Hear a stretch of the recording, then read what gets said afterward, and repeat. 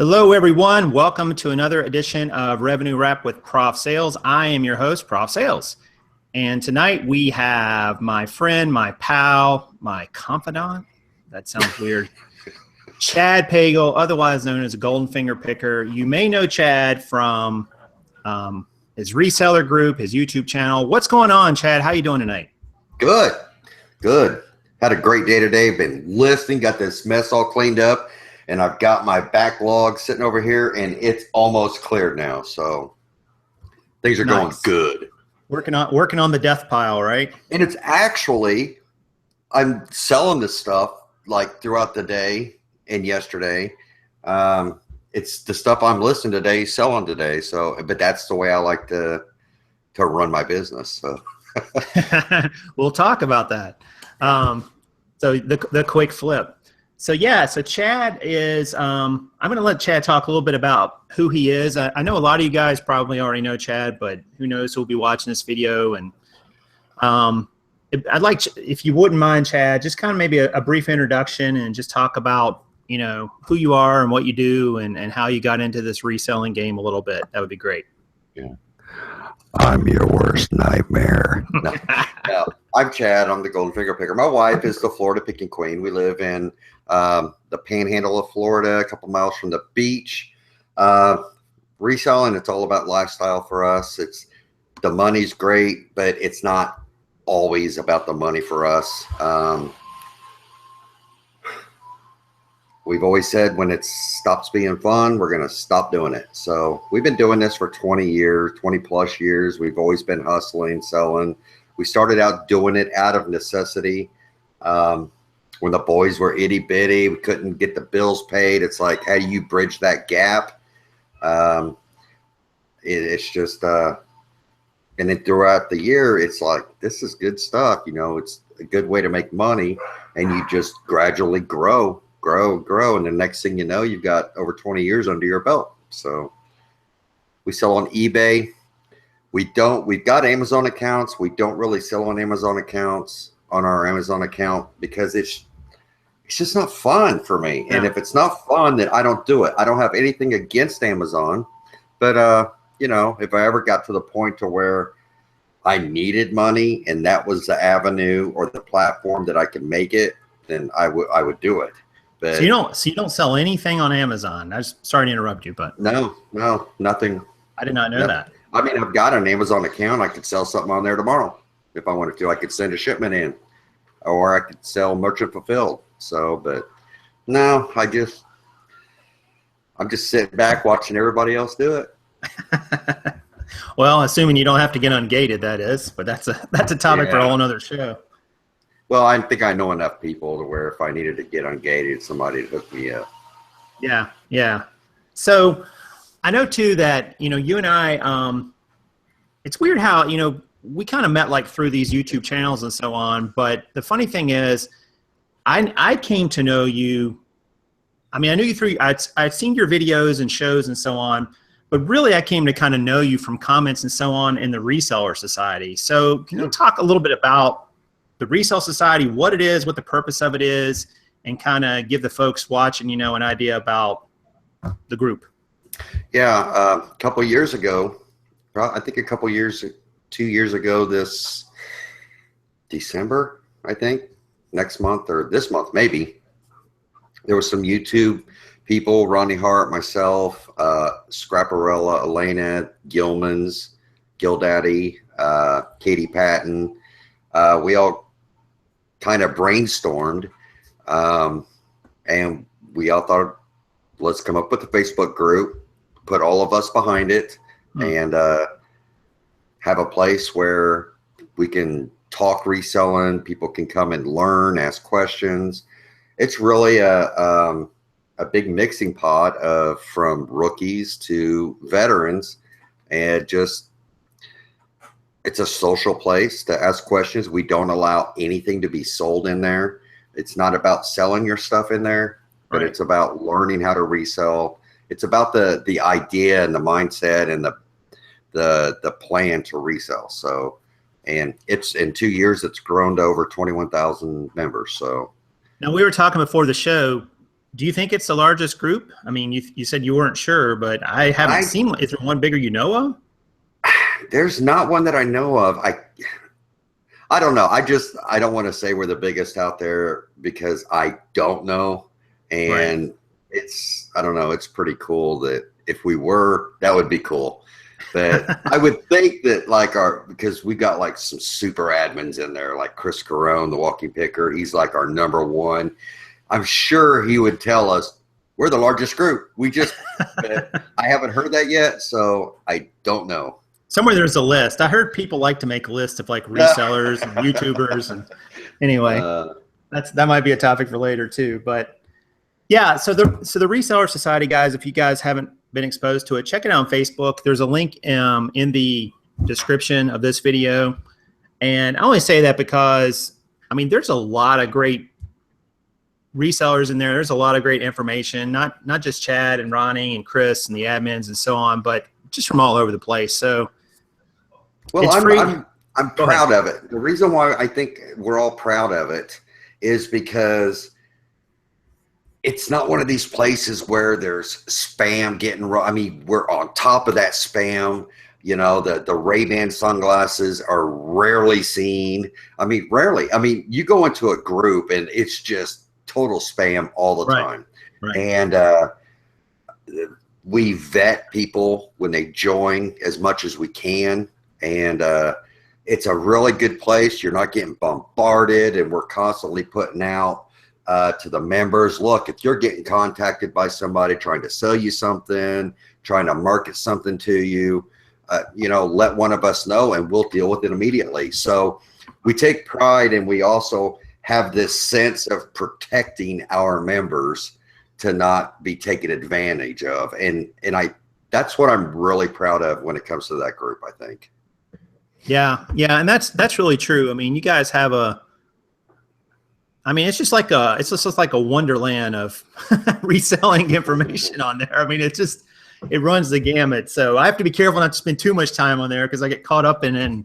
But it really is an awesome group. So what would you say to somebody who maybe wanted to start their own group? I mean, what kind of maybe are some of the pitfalls you've experienced, or some of the lessons you've had to learn, or advice maybe if you could give them if they wanted to start their own group on Facebook or whatever platform? Well, if you want to start like a group or something like that, one thing you have to remember is you're getting a big mixing pot of everybody. You're going to come across good people. You're going to come across bad people. You're going to come across people who want to take advantage. You're going to come across people that don't agree with you. You're going to come across, yeah. What? So you have to have this, you're going to come across people who it's just are totally different than you. Okay.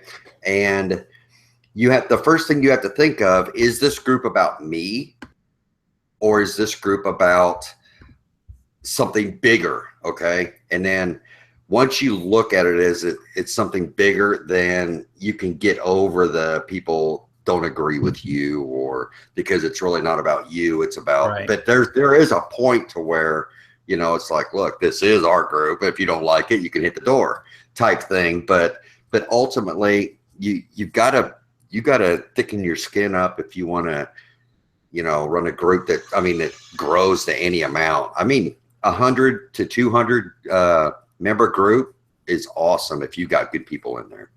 Right. So size isn't everything. Yeah. So yeah, and I think that's a great point. Just to remember that it's not going to be all roses and unicorns and rainbows, right? Yeah. It's work too. You've got to put in time to create a place for people to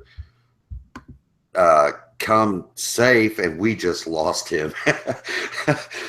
To create a place for people to come and, that's safe for them, it takes work, to weed out the bad guys and the spam and everything else. So, and I'm not going to do this show by myself.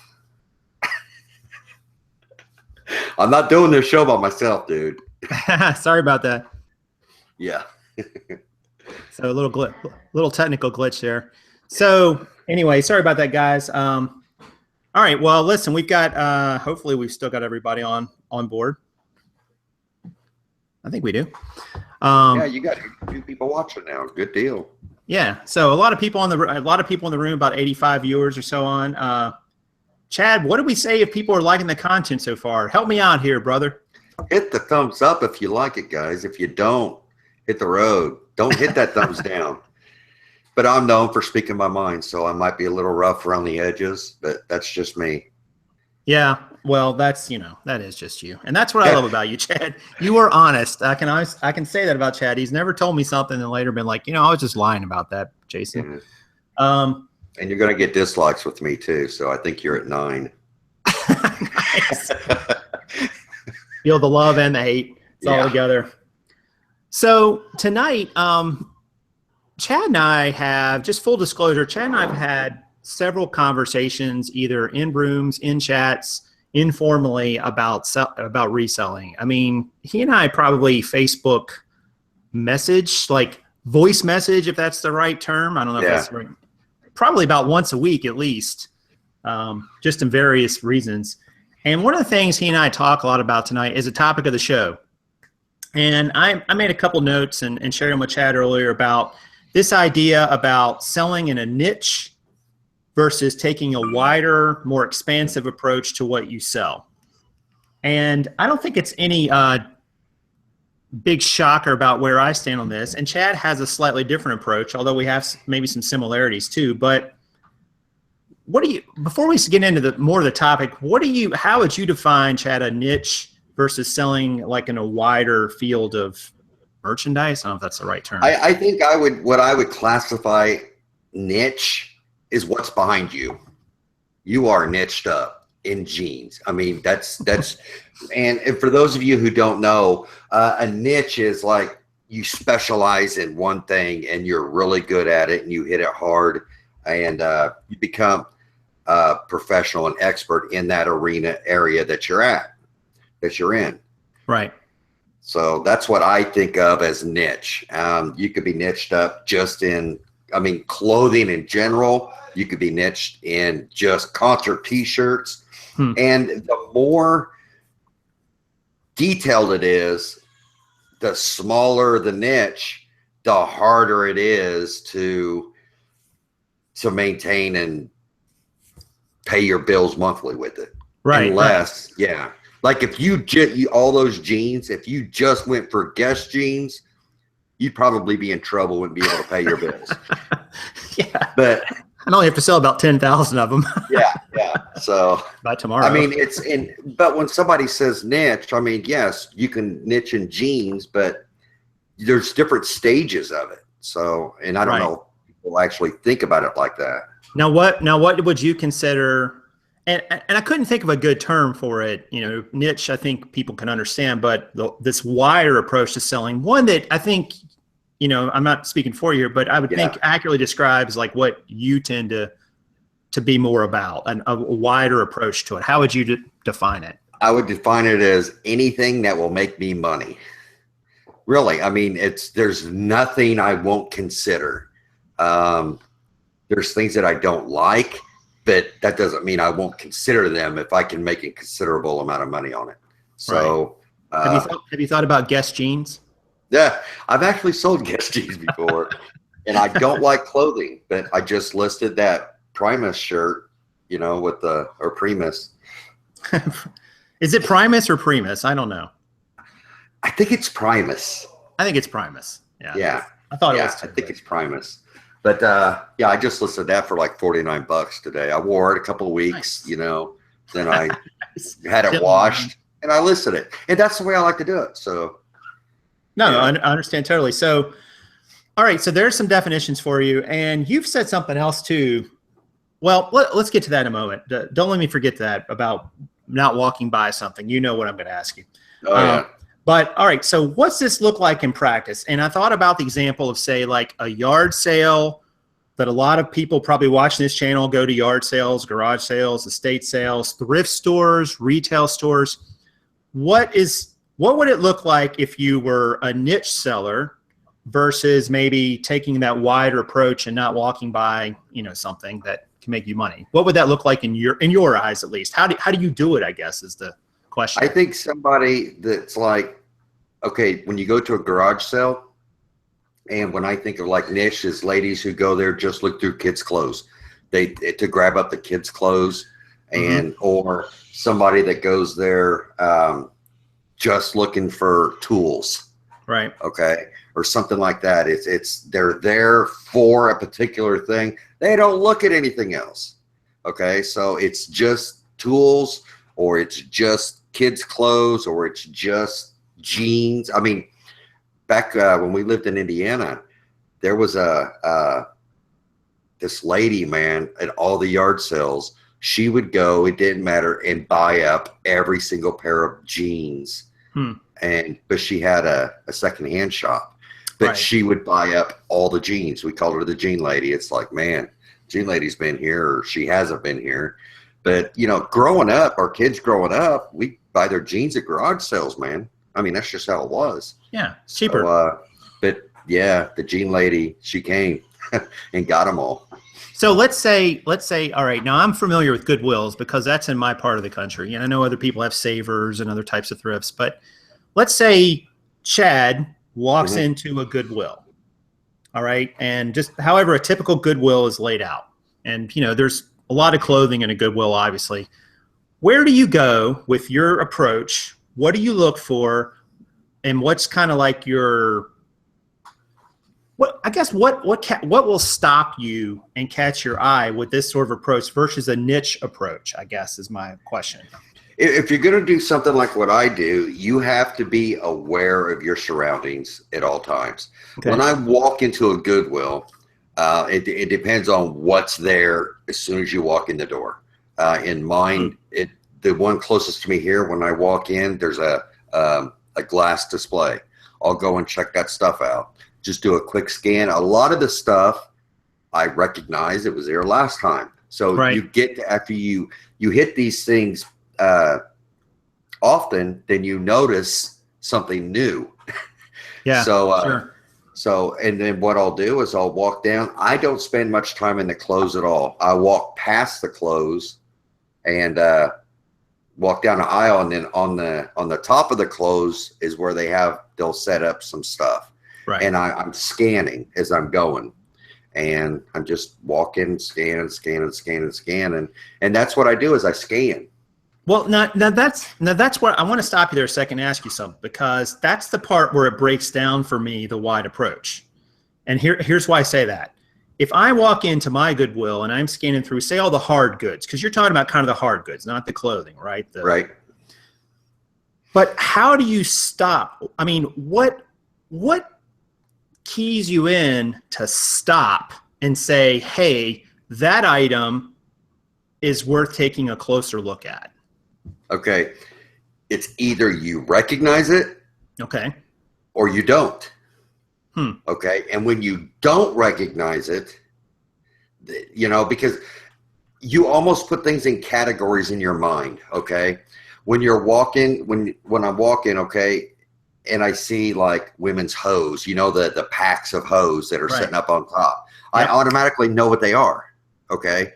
And then right next to those, you know, as I'm walking, I'll see that, you know, there might be some hair color, you know, I mean, because they have them. And it's literally, after you do this for so many years, you're like, okay, yeah, hair color. And you just keep going. And then you'll see something you'll recognize. Okay. And it could be something, well, if it's complete, it could be good. Say there's a model of a 57 Chevy, you know, a Revel or something model sitting there. Right. You're like, okay, that could be good. But first thing I see is it's open, you know, it's not sealed. Okay. So that's going to stop me.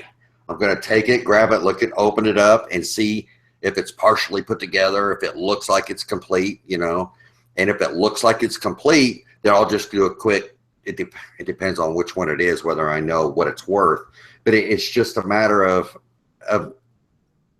looking it up. I mean, it takes 20 seconds to look that up.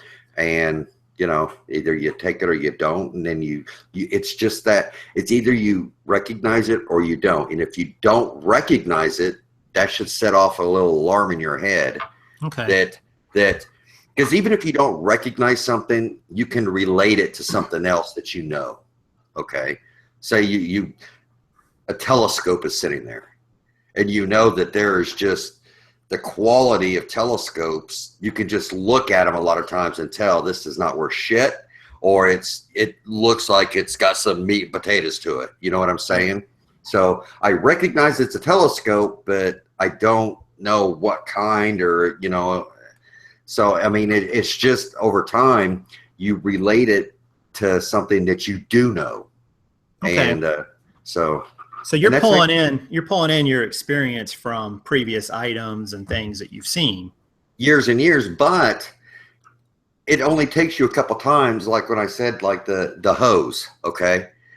Well, you can stop it if you don't know. And this, I recommend this to anybody that's new. If you don't know that hose aren't worth anything, you either know that they're not worth picking up, or you don't know. You want to get to the point to where you know they're not worth picking up, okay? Take that second, check it out, and then you'll know from now on, because it's all about the data in your head. You know? Well, I'm going to have to insist that you quit saying hose, so Ronnie will quit making comments in the chat about hose. But you know what I mean by hose. He's killing me there. I can't take it. Somebody's saying that hose are worth picking up. All right. Where's the ban button? Yeah. But hose ain't cheap. Anyway. Thank God this chat's going to disappear when this video is over. And the reason why I said the hose is because that's what is typically up there, you know, on that top shelf that I'm familiar with, that I walk past every other day. You know, there's the hose, and then there's the, you know, the hair color and stuff like that. So, yeah, no, I totally agree. So that kind of brings in a little bit, you know, because I was wondering about that. I've always wondered, like, how does Chad go through a store? Or, you know, even maybe a yard sale, but it sounds like you'd use the same practice no matter what the location is. It's the same thing. It's a scan, and don't leave anything unturned. I mean, and it doesn't take as long as what somebody might think because all you have to do is look up something once, and it's going to be in your head. Sorry, Deb was just killing me. She's created a drinking game around the word hose. It's not H-O-S-E, hose. It's hose. Or is pantyhose? How do you spell that? It is H-O-S-E, isn't it? It's H-O-S-E. You're right. Okay. Yeah. So she is right. Yeah. We'll just have to take a shot every time you say it. Yeah. Nylons. Well, that brings me to like your comment that I mentioned a moment ago. And I've heard you say more than one occasion, you've said, one of the most important things being in this business, in the reselling business, is don't walk past money. That you could pick something up and make. I'm paraphrasing, but you've said something similar to that on a few occasions. But here's my problem with that. Or not problem with it, but my question. It's not really a problem, it's just a question about it. Like, how there's so many things that are potentially profitable. And I know there's different levels of profitability and so on, and how long it'll sell and all that. But how do you narrow that down, Chad? Like, that's the trouble I know I have with sort of the wider approach, and I'm sure some other people do. How do you narrow that down? And I mean, you touched on it a minute ago, but maybe you can add to that. Well, I think if you really think about it, okay, it's not as much as what you think, okay? Like, you think about a thrift store. You've got your clothing. You've got your books and your records, okay? I do not go through the books. I do not go – I can scan the records because that's 20 years worth of – I can just look at the condition and stuff. And the clothing, I do occasionally go through some clothing because I'll go through and I'll feel like on the like on the blazers or sports coats. And it's gotten me in more trouble than because I find 100% cashmere and I think it's awesome. And Ronnie tells me I'm a freaking idiot. Wait, are you feeling up sport coats and blazers and I do. I walk past and touch them, and I can feel when I get that cashmere feel or the camel hair, it pops right out. So, but yeah, I mean, the key is not walking past something that's going to make you money. And in the reselling, and this is my opinion, and it's just an opinion, guys. And he's going to talk about the niching. But if you in the reselling mindset, okay, you gotta keep up with the game.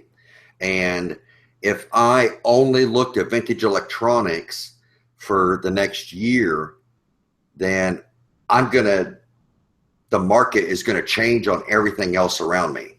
And I'm not gonna be able to keep up with the man, they're still going on the hose, aren't they?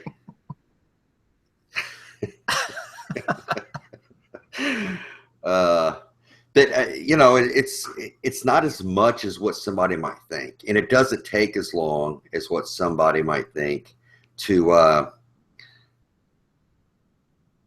be able to no, yes, no, yes, no, yes, no, yes. I don't know. Let me check. And I can't remember what your question was. Well, that's the point. I mean, it's like because it's tough to think about, you know, looking everything up. I mean, that's not realistic. I mean, you could go somewhere and look everything up, but you'd be there for many hours. And a lot of things you looked up wouldn't make sense. If you're absolutely brand new, then I would suggest looking stuff up. I mean, because a lot of the people, because you know, we don't tell people, we do not encourage people to quit your job and go out and start selling full time.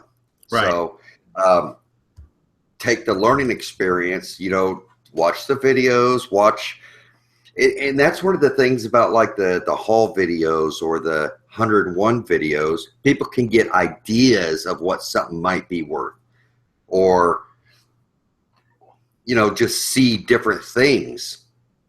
And the reason why I do it is because what that does is that puts that image of that item in an approximate value in that person's head. So if they come across it, a little light bulb might go off. Right. But yeah, trash talk guy. Yeah, I think we're scaring away some people, unfortunately. I blame the chat room, a few people in particular. There will be retribution. But what do you think is, all right, so let me, before I even ask this question, I'll just say like kind of my take on this, and then you can, you know, respond if you like.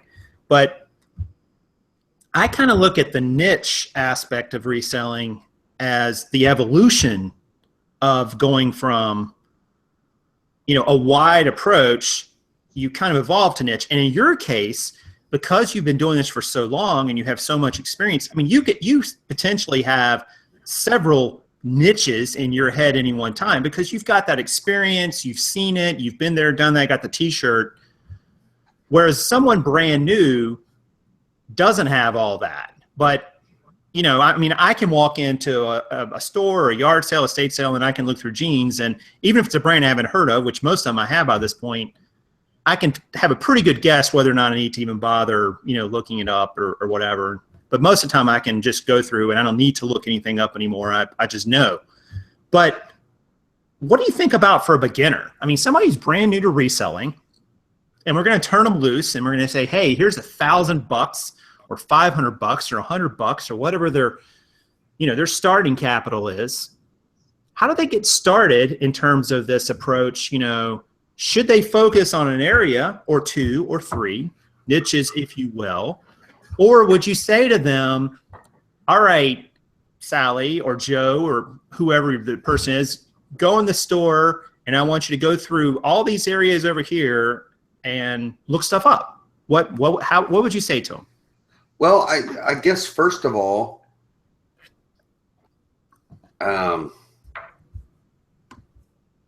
what was I going to say? We have heard, I mean, and I've even said that get to know something good. Okay. Put the time and effort to get to know something. But, and it depends on who you're talking to, because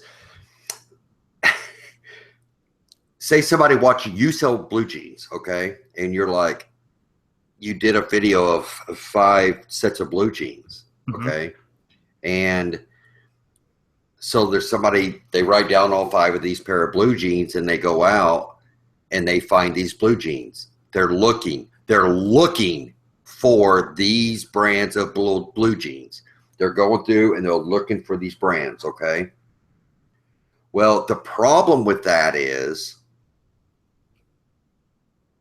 they're pushing a good pair of jeans right past because it's not on their list to buy.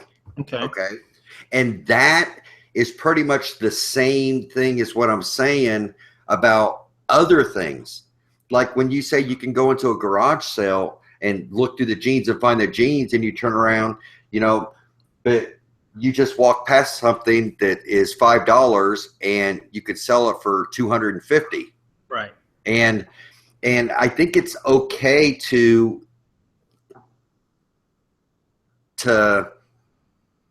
niche, to get proficient in something, but it's just my outlook that if you do that, you're putting yourself in a corner. You're almost painting yourself in a corner, depending on one particular thing to make you money, when while you're there, there's stuff there that's going to make you, if you're a reseller, then there's stuff there that's going to make you possibly more money, but you don't want to take the time to figure out what it is. Well, I respect that approach and that opinion. I think there's a lot of validity to that. I guess for me, you know, I had a background in retail management, and especially the clothing store that sold a lot of denim. So it was, you know, it kind of made sense that I would at least explore denim when I started reselling. But for me, and this is what I would ask you, you know, what do you say to somebody like me who says, you know what, I'm kind of lazy. Now, that kind of probably sounds bad in a sense, but I don't want to work so hard at finding items. I want to work harder at selling items, because if I can know when I go into a store or a location or area, you know, this is what I'm looking for. I'm looking for these 50 brands of jeans, for lack of a better term, you know, and yeah, I didn't know all 50 brands of jeans the first day I started, for sure. Right. But if I know these and kind of these sizes and fits, and they need to be in good condition, and this is what good condition looks like, and here's the areas I need to look for defects and flaws and problems and so on, I know pretty much where those areas are going to be on most, you know, 99.9% of all the jeans. I don't have to work that hard. I could just go in, I can go through 300, 400, 500 pair in a store, pull out 25, and then go to the next store, you know. So that was kind of my approach to it. I mean, am I wrong? I might be. Nope. And see, that's the difference. That's the thing with me. If you knowingly choose to do what you're doing and it's working for you, I'm fine with it. I mean, I'm absolutely fine with somebody who niches. They can niche themselves right into a corner, you know. I mean, and that's what I say. I mean, it's a matter of there's going to be a time where you're going to have to learn something else, possibly, but I don't know. For somebody that can turn something like, say, jeans, for instance, into something good, you've got that skill set and knowledge. And as being a reseller, I don't know. And that's just my feel. But I don't have an issue. It's almost like me saying, I don't care to do Amazon, but I don't have a problem with people who do Amazon. You see what I'm saying? I do. And for me, you know, when you're here's the difference. Like, I know what you're saying works. There's no doubt about, you know, you being able to go out and go wide and find value. But the problem is, for me, is the matter of time versus the energy put in to learn all that. And while I have learned some, you can't be an expert in everything. And what you've learned has taken you years to get to. Well, and that just goes to show that, guess what, people? What we do isn't easy. I mean, it's not one of those things that, you know, you can become an overnight success at. And I don't know, maybe sometimes people make it look easy, but it takes a lot of years of practice. Sure. And you said it right there when you said, you know, if I don't want to put it in the air, if you don't want to put in the effort to expand your knowledge into a different area, then you're going to remain in your area. When you want to, because it's not just going to come to you. I mean, you've got to work for it. If you want to push out and, you know, broaden your horizons, you're going to have to work for it. And and I get that. And I think that, I mean, there's no doubt what you're saying is true. I just think that within certain niches, you're absolutely right. You can niche somebody, you can niche yourself into a corner and the market can change. And all of a sudden you're left holding the bag, so to speak. You know, I mean, who's selling pie faces this year? The little silly game, you know, last year it was so hot. This year, I don't think it's quite as hot. Well, a good thing is a good thing. A good example is Fenton. There are some huge Fenton sellers, collectors, and they go around to auctions and buy Fenton. You were doing that in the 90s. You were making some killer dollars. Mm-hmm. But if you didn't expand and learn about, I mean, that is like really niched Fenton. Right. Okay. If you didn't expand and learn about like Sinclair or any of these other, you know, to where you're going to be able to, if something happens to this market, you're going to be starting all over again. And it's obviously about how much you can sell in what period of time, right? For how many dollars? Yeah. I mean, if you're niche like jeans and you're making the money you need to make and you're happy with it, I'm all right on. But, you know, somebody like Ronnie, who is like, he'll sell anything that, you know, it takes a sewing machine to put together and it's a higher end brand, you know. So, I mean, yeah, he's niched into clothing, but it's like a large, but it's all higher end. So that's a niche, a category of a niche, the higher end. And Nicole State, she'll buy the stuff by the bin. It's just different stages of niching. You're in just blue jeans. But that's where I would say, though, that particular niche, and I mean, you hit on it. Like, Ronnie sells high-end brands of primarily men's clothing, and there's a lot of high-end brands, and there's a lot of quantity within those high-end brands. Jeans is very similar. I mean, there's 1.2 billion of those things sold every year in the world. I don't think you could find another product that there's that many sold every year, and they've been around for over 100 years and have 96% utilization in the United States. 96% of the people in the United States own a pair of jeans. I mean, there aren't many products you could say that about. So even though it's a niche, it's a niche that has a wide, you know, penetration into the market. Like, it's in every corner of the market and has a long track record. And yeah, it could go away for sure, but it's pretty unlikely, just given all those facts.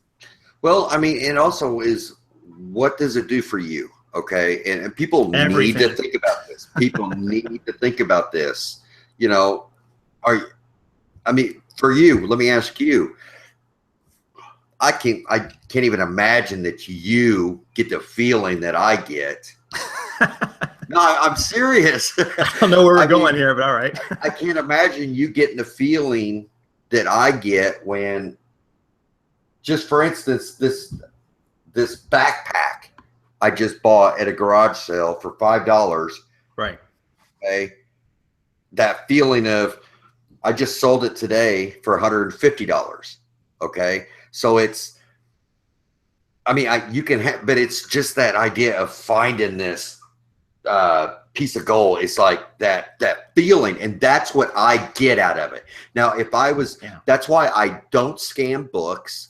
You know, that's why I don't deal in one mass thing. And I don't know. It's about what makes you happy. If you're happy going out finding just jeans, to me, that would be the most boring thing in the world for me, because it would, you know. That's honest. Yeah, I mean, and I've said it before about books too. You won't catch me scanning a bunch of books unless something happened financially with us. That's what I needed to do. Absolutely, I would do. See, I But don't, and I get that, and I respect that too. You're right. I mean, the finding, you're looking for the grand slam, whereas I'm looking to hit a bunch of singles, yeah, and that's the difference. I'm not looking for the grand slam. I'm out there getting the bread and butter. I mean, because we don't want to lead anybody to believe that, that it's all grand slams. It's all, Sure. home runs. Right. No, you're out there looking for that bread and butter, and then you come across this stuff, and that's what makes it 10 times better. So, I mean, it's just, I don't know. It really depends on what type of person you are. It Yeah, really does. and that ties into one of the next couple questions I had. We had on here tools of the trade, but I don't think that's really that relevant for this, and we've already talked about that some. But one of the things I want to do, Chad, when I started this business of reselling, was be able to have a business that I could scale, and to be able to scale it up, you have to have enough sourcing available, obviously. But how do you scale up your sort of business? Or is it the sort of business where you say you don't need to scale it because of, your return on investment from time to time is so great and so awesome, when you get 5x or 10x or 20x times your money back? How do you approach that? Or are you at a point where you just say, I don't need to scale this business. I'm at a comfortable level. This is where I want to be. Yeah, and it really depends on the person. Like for us, over the past few years, we talked about scaling up, but we don't need to. We're comfortable. Kim and I are in this like mode now to where, and it's because we've been able to put ourselves in this position. Okay. Right. But it's, as much as we love it, and I've sat here for 10 hours today working, so it is a full-time mindset for me. But if there's something we want to do, or it's about our lifestyle, if it's about us now. So as far as like scaling up, no way. I mean, because we're making more than what we need, and we're very comfortable with it. That's not to say that something can't happen and we need to freaking scale up. But for me right now, if I say I need to scale up, that's just putting more effort into it. It really is. That's all I have to do. If I want to make more money, if I need to make more money, I just need to put more effort into it, because I have the skills to go out and do it. I've got the capital to go out and do it. It's just a matter of doing it. And, for some people, they have to be able to create a space to where they can actually run their business. So, like Ronnie getting his shop or something like that. There's different things that different people have to decide to do. But, and that kind of goes along with like Amazon. Somebody said, well, why aren't you doing Amazon? It's like, well, if I need to make more money, I'll just put more effort into my eBay, and to where I top that out and I can't make any more, but I need more. Sure, I'll look into that platform.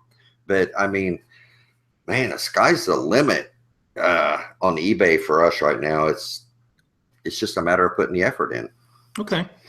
Well, listen, guys, we're getting into the last quarter of the show or so here. So I know some of you had questions. I'm sure we've missed some of them. Hold on. You haven't talked about what's your, put me in my place on this niching about how it's like so good to do. What can people get out of it? All right. Well, before I put you in your place, which is not going to happen, I'm going to say, if you guys have questions, just type question or 3 question marks in the chat box. We'll try to get to them best we can. We'll try to cover them all, and so just type those in the chat, and we'll try to get to them. I would say this. I mean, I was looking for scalability, and I don't know how big I can scale this business. I have a goal right now to do it, and I was looking for products that I could do that with. I did at one time want to make it more predominantly about Amazon, but I think with eBay, there's a better opportunity for what we're approaching and less chance of brand restrictions and gating requirements and all that nonsense. But that being said, I fully respect the approach you're taking. There's nothing wrong with it. This is not about like one approach is better or another. Agreed. But I think if you do have a different set of goals, then one approach might make more sense to you. And you said it's about who you are as a person, what you want to do. And I think that is part of it. I also think part of it is this issue of scalability. I mean, you can't, it's a lot harder to scale a business of one-offs that has limited inventory, like, a backpack, like you were talking about earlier. Yeah, Right. You're going to find those sometimes, but you're not going to find 20 of them. Right. Not usually, I knew with jeans, that was an area where I could scale very quickly. And I live in an area of the country, Ronnie and I have talked about this a few times, where we have access to cheap clothing and relatively cheap reference to what they'll sell. Not that we're going to make some fortune on it, but we've also, I'm an assembly line process kind of guy. So if I can figure out how to take an item, put it in the process, get it photographed, get it listed, get it inventoried, then when it sells, get it packed up and shipped as quickly as possible. I'm about time. Like, time's the one commodity you cannot get more of. So I don't want to spend my time searching and searching and searching and searching through random items here and there. I know they're there. You're absolutely right. They are there. And if I did it for years and years, I would probably get to a pretty expert level at it. I don't know how long it would take, and I could do it very, very quickly. But in the meantime, I've had to put in all that time and energy. And I know that sounds crazy because I am putting in time and energy, but I know I'm going to walk into a store and I'm going to find 15 of those. And when I look at one of those, I don't see a pair of jeans. I see a 10, 11, 12, 15, $20 worth of profit. So I look at it like I'm not going to leave a $10 bill or a $20 bill or a 10 and a 5 laying on the floor. I'm going to pick it up and put it in my cart because I know, and yeah, it's not a lot for anyone, but that's about what the net's going to be after it's all said and done. I just know that I can do that over and over and over and over and over. And I also know that the market on eBay in jeans, and it's not just jeans, there's other markets like this that you can niche in, is huge. It's huge. So for me to sit here and think even to get to 5,000 listings of jeans, I would be a tiny fraction of the literally millions of listings eBay has. So it's not like all of a sudden that if I get big, or even if 100 people watching my channel decide to go sell jeans, that all of a sudden the market's going to be flooded and the prices are going to drop 30%. It's just not likely to happen at all. There's just too much demand out there. It's an iconic item. It's been around for over 100 years in our society. And that's the reason, that I went the niche route for all those reasons, probably some other reasons too. And yeah, it isn't super exciting to look through them sometimes in a store. I give you that. Now, I got a question for you though, okay? All right. Because you're around people that do a wide variety, and that home runs are found at yard sales. Do you still just go to a yard sale and look through the jeans, knowing, because your experience, it's not like you're stuck in your little world doing your jeans. People who are making huge scores on yard sale stuff that aren't jeans. Okay. Right. So are you so focused on just the jeans to where you don't care what's at this yard sale? You're just there to get the jeans and move on. No, not at all. That's what's funny about it is when I go to a yard sale, and our yard sale season kind of really died off in the summer. It's hot. Yeah. And people here it's humid and people just don't want to do it. And the communities all kind of peak around us in May and early June. But we were finding primarily items for Amazon, and jeans are easy because I can go to a yard sale. You're not going to see 50 pair of jeans. You're going to see 3 or 5 or 10. So I can go through it in 30 seconds and it's done. It's like almost an afterthought. So no, I don't go to those, or an estate sale. estate sales are great for clothing. Ronnie and I were talking about, or maybe it wasn't Ronnie, might have been, but it was somebody on my channel. We were talking about it. You know, the estate sales give away the clothes. They care about all the other crap. You know, they don't care about the clothes. But no, I don't go there and just look for jeans. Definitely not. So if you saw a Coogee rainbow sweater, you would buy it. I love Coogee. That's one of my favorite brands. Okay. Yeah, And, I mean, because I mean, there are some niche people that like the tool people. yeah. Okay. Square deal guy. He would go, now he really buys a lot of stuff, but in the day, he would go look for tools, and that's what he would go and buy. And he really didn't care about anything else there. Right. Right. So, and the only reason why I say that with niche, you know, because there are some people that's like, I don't care what else is there. I'm here to get this. Yeah. I think that they're shooting themselves in the foot with that mentality. Okay. I think it's more of a mentality. I mean, and I keep saying with you, you're educated, you know, there's money to be made. So it's not like you're stuck in your little corner. Okay. Right. So you understand what's going on. And this is why so many people, like in brick and mortar stores, they end up shutting their doors because they didn't overcome and adapt with the market, and they didn't keep up. They didn't try to expand or, you know, look to how they can do their business better. And the market ended up eating them up, and they had to shut their doors. Right. And if something happens in a niched item, you're kind of stuck there with your, you know, your pants around your ankles, you know, but I think like with you, you know, like I said, you're aware that you could roll with it. And, you know, and Ronnie's the same way as well. Like I said, if tomorrow he wasn't able to sell clothes anymore, he's got that experience and expertise where he can, you know, go out and pick other stuff. Yeah. He's been doing it long enough. Yeah. No, I totally, I know where you're coming from. There's a couple questions I want to get to. I think Henry asked, I think it's supposed to be the oddest thing maybe that you sold on eBay, Chad. The oddest thing. I would say the oddest thing. This sounds stupid, but back in the 90s or 2000, when the crazy stuff was out there, like the toast with Jesus on it, you know, or the potato chip that, you know, was in the shape of a heart or something. That kind of stuff was really big.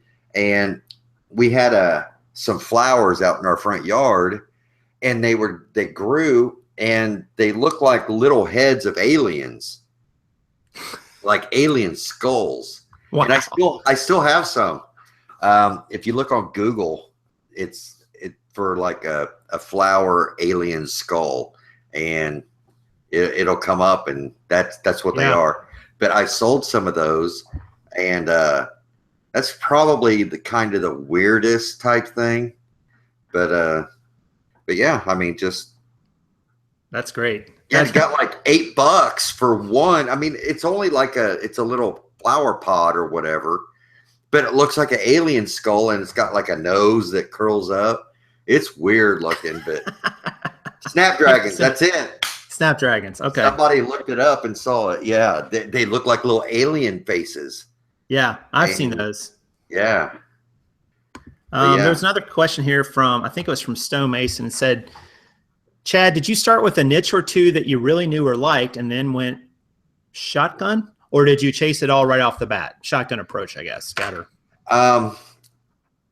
Pretty much for us. I mean, Kim, her whole life, she's been around this reselling. Her dad, her grandpa was a big, you know, antique dealers and stuff like that. They would make trips to Florida to get furniture, bring it back and refinish it. But us, you know, 24 years ago, you know, when our kids are small and stuff, it's like, man, it's like anything and everything. It was baseball cards, or somebody needed something, so I'd go find it. I mean, it was for me, it was starting out anything that would make me money. that was, you know, honest. Right. So, Right. but yeah. And I think that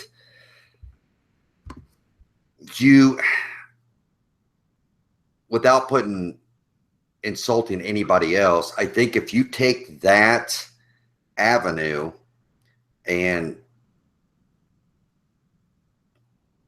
cast that net out and learn the entire time, you're going to end up in much better shape later on down the line with several abilities to niche, or to say, I am very proficient in this particular thing, like electronics or records or cameras or clocks, or, I mean, it's just, that's what ends up happening. You've got a wide range of everything. And instead of saying, okay, I'm going to become an expert in this, and when I'm done with that, I'm going to become an expert in this, because you still have to make money while you're doing this, while you're learning. So, but did you have like $100 grand in the bank when you started this? I mean, you were a professor, a college professor, right? Oh, I was independently wealthy for a long time. Yeah. And then the recession hit, and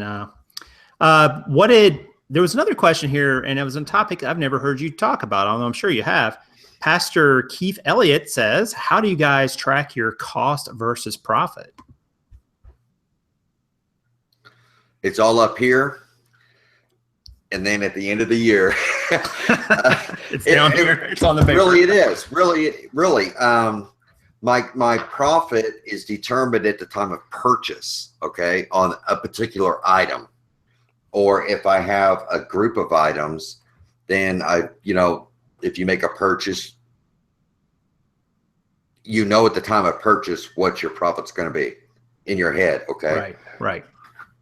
And then once it's all done on paper, because it's all tracked for you. You got your receipts, you got your expenses, you got your gas, you've got you've got it all, and it all comes out at the end. It all comes out in the wash, at the end of the year with, this was your overall profit. But yeah. I look at everything as a per item profit at the time of purchase, and then the expenses come out of that.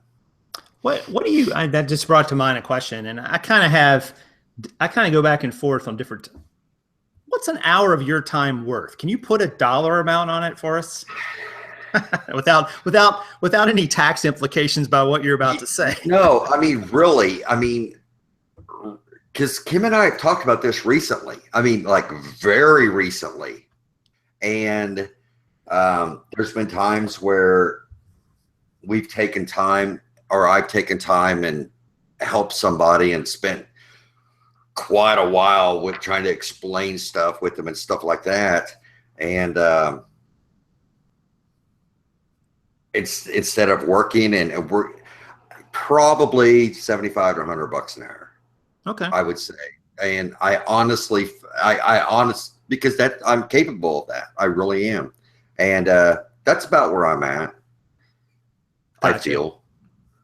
Well, let's get in one more question, because we are going to the end of the hour, guys. So, and I want to respect Chad's time. And we got one more question here that came from Doc. He says, can you expand using employees if you have a massive range of products? How do you pass on your knowledge? Surely this limits you. Chad, that one's directed at you, my friend. But hold on, where's this at? Oh, there it is. Yeah, I should have copied it. Can you expand using employees if you have a massive range of products? How do you pass on your knowledge? Surely this limits you. I guess he's saying, like, if you've got this whole big wide range of products, it's hard to teach them about what to do with this one or that one. Whereas if you just got a narrower range, more of a niche, it's a little easier to instruct them. Well, I think if you're in that situation where you've got a ton of stuff and then you got to have employees, you've put something, you're moving too fast. Okay. Oh, okay. That's my initial observation is, whoa, you're growing way too fast if all of a sudden you need this and this and this and this. Now, we like to see growth come in spurts, okay? And a lot, if you're going to grow your business, you need to put a lot of time, consideration, weigh the pros and cons, everything that your parents told you to do when you were younger when it comes to making a decision, because that's the biggest cause of failure in a business is trying to grow too quick or trying to grow when you're not ready to grow. Oh, there's a quote from the night, guys. You guys get that? The biggest cause of failure is trying to grow too quick or when you're not ready to grow. And now the hardest part about his question is, how do you pass on that knowledge to people? Okay. Right. It is hard to get good help. Okay. You're not going to find somebody in this business that's going to work for you for minimum wage. You're telling me. Because what you get, is what you pay for. You can't expect. It's very hard. It's hard for me to, empower Logan to list. Okay. Right. Which he has, and I've done it, and I've had to double check everything. Sure. But yeah, I mean, it is possible. I wouldn't ever try to train more than one person at a time, ever. And then it's very important that if you do train them, this is probably why nobody likes to work for me, but you need to have your standards, because this is a business. Okay. And if you tell them this is the way it has to happen. Right. It's got to be that way. It's got to be that way. And, it's hard. It's hard. If you're somebody, I mean, I've been in management, in the automotive industry. So I've had like hundreds of people working under me and stuff like that. But when it comes to my kitty, I'm pretty anal about the way things are done. I am. And Kim's very good, but as far as Logan and Katie, maybe it's because they're my kids, and that's like they don't care about it as much as I do, and they're not making near as much money as I am, so they must not care as much as I do, type thing. It's hard, but it's hard. Plus, you don't want to lose what you worked for because you have employees who don't measure up or don't do what they're supposed to do, or and you think, oh my gosh, and we went through the same thing. Karen's really, really good. She's really good. She's much better at photos than I am. And, we've been experimenting around with some help too. And, and so far it's going fine, but it's like, it's not quite at that level yet. And it's going to take some time to see if we can get it there. And it probably won't ever get to her level, so it's tough for me. I mean, and it can be done. I mean, trust me, Logan and Levi, they got the knowledge. I mean, they can, they got it. But, and by the way, so about an hour, be about $100, Yeah, I was wondering if you saw that question. Yeah, I saw that. But I mean, I've been offered $5,000 to hold somebody's hand to teach them how to, to do this. And I turned it down. It's like, could you do it in 50 hours? Because if you can't, you're not making your hourly rate. Well, you got to understand what you're tying yourself to, man. It's like, I get messages 50 times a day from people, and I try to take the time to help, individually. Yeah. But man, if somebody has paid me, then I have to be there for them, and I have to answer that question. And sometimes people are just high maintenance. Hey, I don't mean to put you on the spot here, but any word on any broadcast opportunities that we've talked about in the past? You know what I'm talking about? No. Opportunities that you and Kim have. Oh, yeah. There's always opportunities coming in. Okay, cool. All right, so we won't go any further than that. So we'll just leave that as a little teaser out there in the universe. Yeah. Well, listen, guys, it's 10:05, and I do like to keep the hour. I know Chad would talk. Someone said Chad will talk reselling all night, and that is true because I was on the after show Friday night, and that went pretty late on his channel. Yeah. But I do like to keep the time. It's because it's a lifestyle, dude. It's not work, so you can always talk about it. Yeah. No, I understand that, and it is a lifestyle. That's for sure. And I find myself 7 days a week, a lot of days, and I'm like, Yeah. it's like, I got to find a little time here, Yeah. But guys, if you liked this video or if you're watching it later, please let me know by leaving a comment down below or a question, whether it's for me or for Chad or just in general. And what should they do with the thumbs up, Chad? Hit the thumbs up, folks. Come on, man. Give them some love. Yeah, I've been a recipient of a lot of love. I really have. Our viewers are great, and I love every one of my subscribers, and they're good people. Yes. They don't always have to agree with you, okay? It's not a necessity.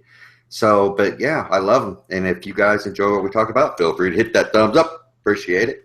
And I just want to say to you, Chad, here live and publicly, you were the first reseller that kind of gave me a push on my channel. You didn't kind of give me, you did give me a push. You mentioned me at one point, mentioned a link to my channel, and then I came on your channel, and that started like a huge burst of growth for me and Prof Sales and the channel and so on. So I just want to thank you for that publicly. I know I've thanked you before, but it really meant a lot to me, and Chad's an awesome guy. And our tiny minor disagreement on niche and going wide with your selling. Oh, was that a disagreement? I didn't even know that. I was like, it's not going to be some fight or argument. What do you think is going to happen here? But we agree on like probably 99.9% of all the things that have to do with reselling. And I will say you're probably more organized than I am, though, because you can't do all this. Look at this. You cannot do all this one-off stuff, guys. Look at his shelf. And, no, all that stuff. You see all that stuff on that shelf? It's all for sale. Okay, it's all for sale, and that's my table. I'm almost got it all cleared off, but all that on that is for sale, and that's what you get into when you get into one-off stuff. And hey, I got a video on inventory systems if you need one. Well, I mean, out in my garage is where I have my boxes that are labeled, numbered, right? And so I can put it. But I mean. But that's what the one-off looks like. It's not like it's you've got nice stacks of jeans. I mean, yeah. Well, it just doesn't work. But your backdrop behind you with the Selena stuff and some of the other stuff you found, man, that's like iconic. You can't change that. Yeah, like that's like your look. Don't mess with that. Get rid of the shelf you want, but not that. So yeah. It's too good. But listen, guys, that's gonna about do it for tonight. And I want to thank all you guys coming out. Great turnout tonight. Over 100 people for all of the last half hour or so, which is awesome. And I do appreciate it. You guys are part of my family and community, and I consider you that way. And, hopefully you got something out of the show and you were able to use it to maybe kind of wrap your head around your own business. And, we'll be talking to you real soon. So, Chad, I'm going to give you the last word tonight, and then we're going to sign off. Well, thank you. I appreciate you having me on. Feel free to check us out on the Golden Finger Picker channel. Friday night we have a show. Yes. It's called the Reseller Pulse. And this Wednesday we're going to be on the Walking Pickers channel Wednesday at 9 o'clock, I think. Oh, cool. And we're going to be talking about the quick flip once again. Which is if you're new to reselling, you need to get in there and have your money work for you and get that money back quick so you can put it back in. Check us out Wednesday night, Walking Pickers channel. And don't forget Chad's info on his channel, Golden Finger Picker, is in the description, as well as a link to the Reseller Society, the biggest, I'm going to say it's the biggest reselling group on Facebook, whether it is or not, we don't know, but definitely the best. And, check those out and go join them if you haven't already joined them. And lots of great content there, and it's for free, guys. So you can't beat that price. So yeah, can't beat free. All right, guys. Well, look, that's going to do it for tonight. So again, thanks to Chad, and hope you guys have a great rest of your Monday night, whatever night this is we're on. And I will talk to you all real soon. And this is Prof Sales saying good sales to you. Thanks, Chad. Bye. Bye.